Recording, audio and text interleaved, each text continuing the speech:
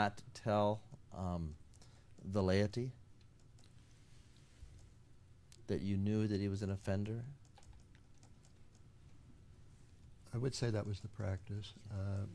Yes. Yeah, I think that's one issue, and I think that's that's real. But what is also evident here, wouldn't you agree, is that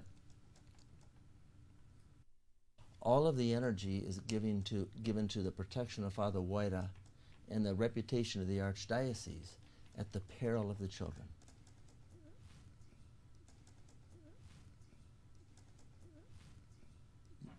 At the peril of the children, yes, that's true in a way.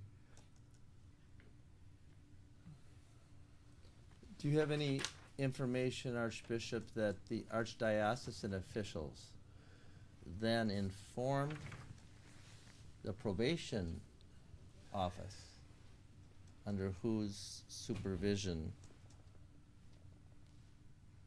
Wadera remained until this date, of the fact that Wadera had re-offended? I see no indication of that. Well, Archbishop, I think I'm hearing you say that if you would have informed the parishioners of the known risk of a priest such as Wadera, you never could have assigned them to that parish, because people wouldn't have it, right? Right, exactly.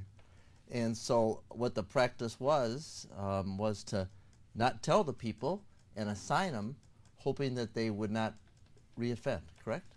Hope is a too modest a word.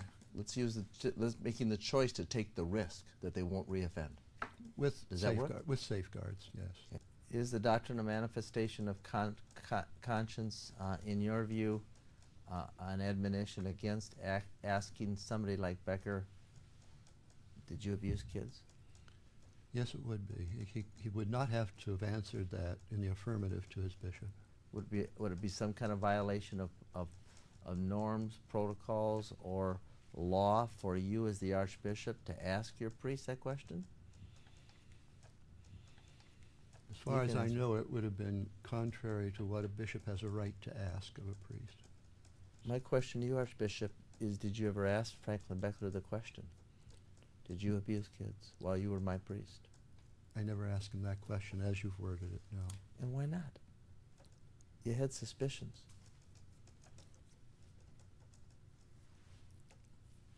Yes, but it's like asking all kinds of questions of people. Do you have a right to ask them or don't you? I didn't think I had the right to pose a question that way. Was this information, his apology and admission to you that he had become involved with this boy, as he writes, ever made known to the police by you or any of your officials? Not to my knowledge. Who did you tell at the parish where you assigned him in 1980 that you had already known and learned that Becker was a child molester or a molester of minors? I can't recall that I ever told anybody in the parish this. And in 1980, I don't think it would have been done. Hindsight is easy, knowing how he turned out. But at that time, I can't recall that there would have been any. And it's fair to say that you didn't make that warning and or disclosure to the parishioners because of a variety of things. One of those I've heard you say is that you treated priests like family members, right? That's true.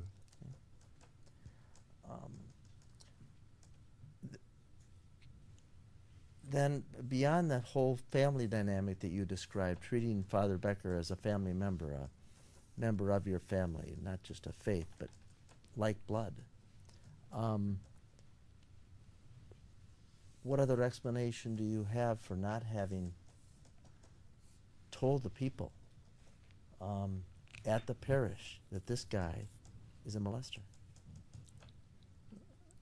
I think I can say honestly that if that was the criterion that had to be used, then there would have been no one assigned at that point, because no parish would have accepted a priest unless you could say that he has gone through the kind of psychological examination and that he's not a risk to the parish. I'm going to direct your attention to page 13 of this document, Archbishop, in the middle of it. At the fourth paragraph down and the second sentence, it reads, page 13,